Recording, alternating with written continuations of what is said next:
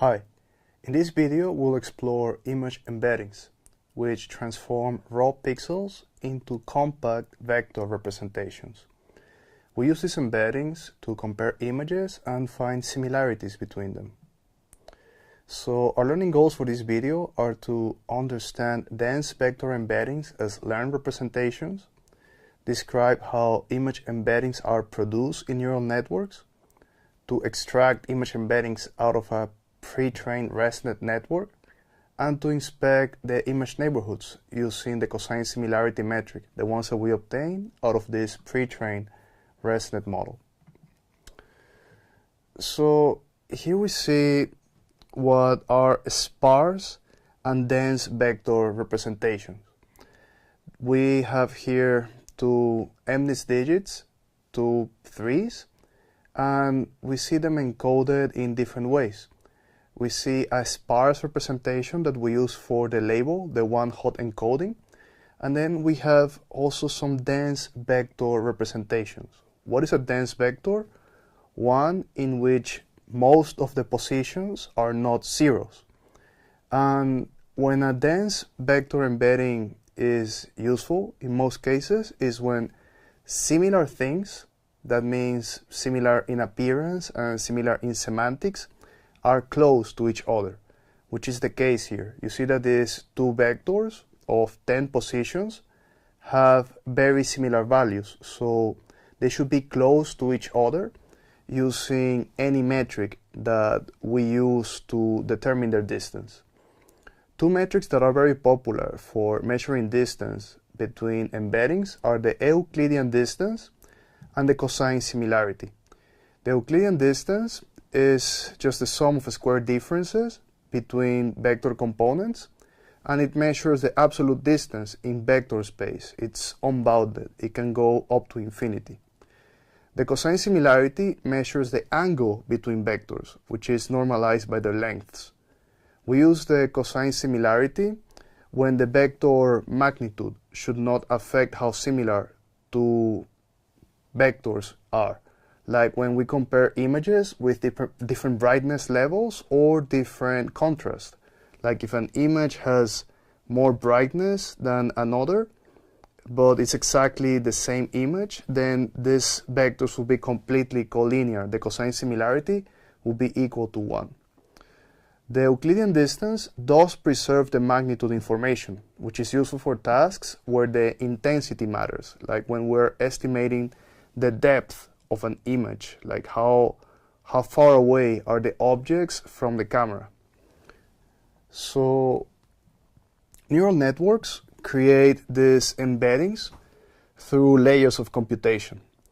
So the code here shows this transformation. We do two convolutional layers that extract features from the MNIST images, which are size 28 times 28.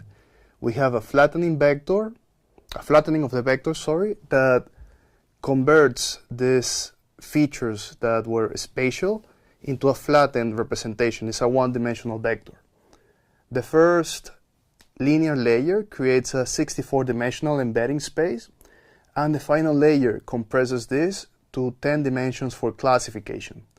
The network learns to place similar digits close to each other and different digits far apart in the embedding space. So x1 and x2 are going to be very close in the embedding space, but x1 and x3 are going to be further apart in embedding space. And this is done by just minimizing cross-entropy loss. The cross-entropy loss is going to guide this learning process. The training shapes the embedding space to reflect the semantic relationships between digits. In the practical notebook, you will see how we can use a feature of PyTorch called hooks to extract activations at any layer and use them as embeddings. These metrics quantify embedding similarity. We see here that two threes produce embeddings with 0.98 cosine similarity. These are vectors that are nearly parallel. And we have a small Euclidean distance of 0.3. The 3 and 7 have a 0.4 cosine similarity. This is because there is a larger angle between the vectors and a larger Euclidean distance of 2.1. Both metrics confirm what we see. Similar digits map to similar embeddings, and this shows that the network learns some useful representations. So we see that image embeddings are actually a byproduct of training. A classification network will create them as an intermediate step. The left visualization shows how similar digits cluster in embedding space. This is something that you will see in the practical notebook. You will see how to create these visualizations using principal component analysis in 3 dimensions so that we can see how similar and how close are embeddings that correspond to the same class or different classes in the MNIST dataset.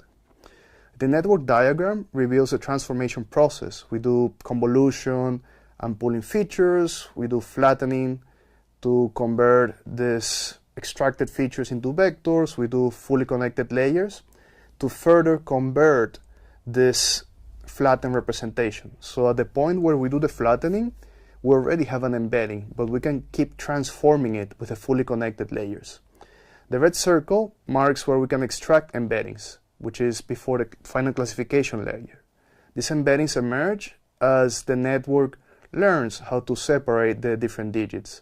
The amazingly useful thing is that while these embeddings were trained for classification, they are very, very good representations for other tasks like semantic image search or the comparison of the appearance of these images.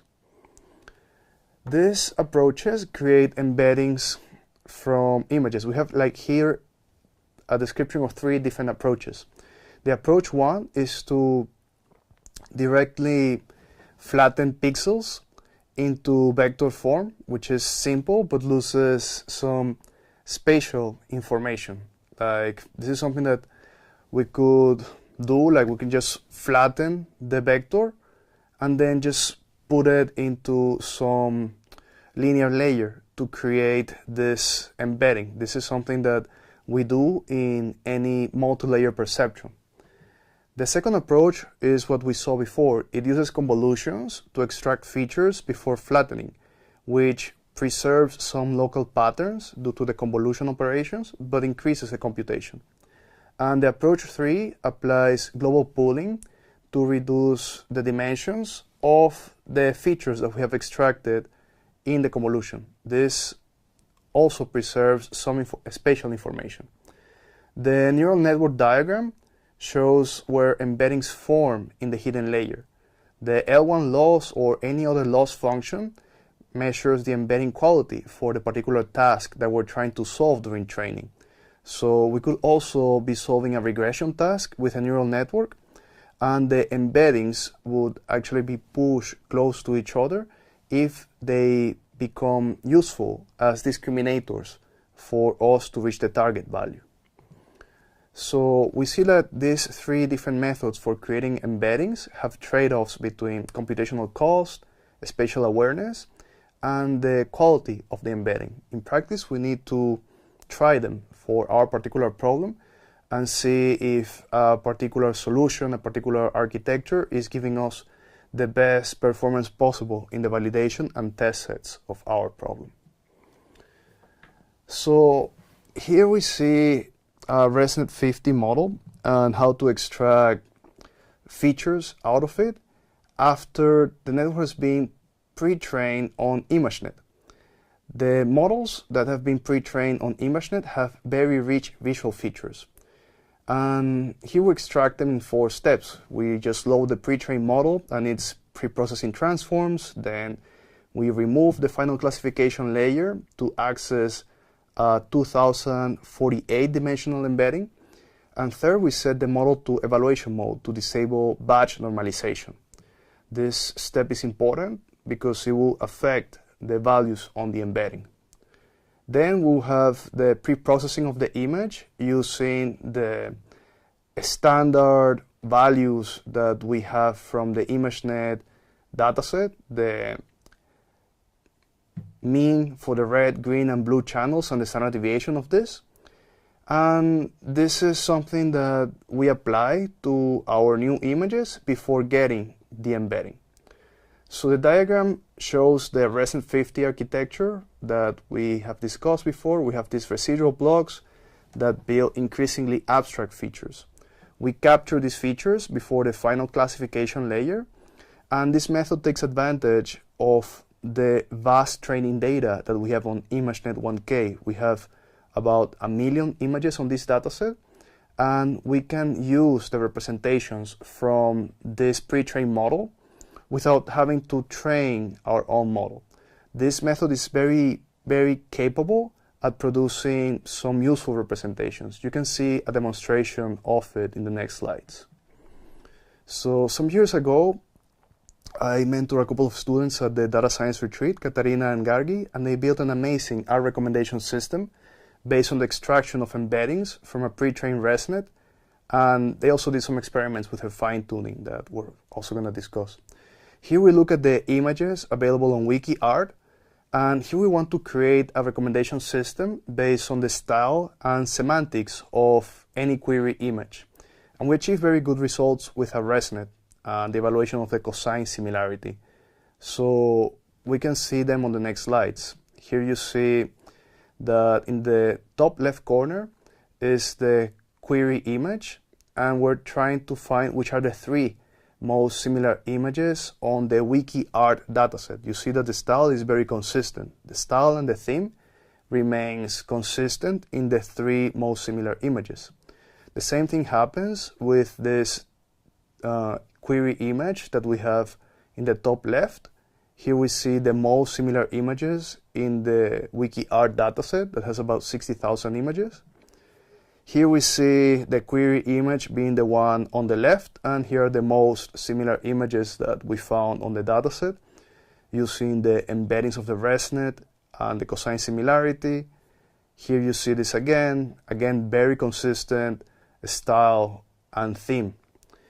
So we see that the ResNet knows a lot about things, about how they look in the real world, even without us having to do any specific training on this particular dataset.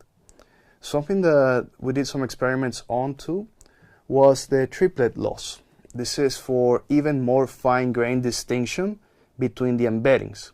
So the triplet loss trains networks to create very, very precise embeddings. So here we have our original embeddings that can come from a pre-trained ResNet or can come from completely random weights, and the network processes 3 images: an anchor image, which is kind of like the query.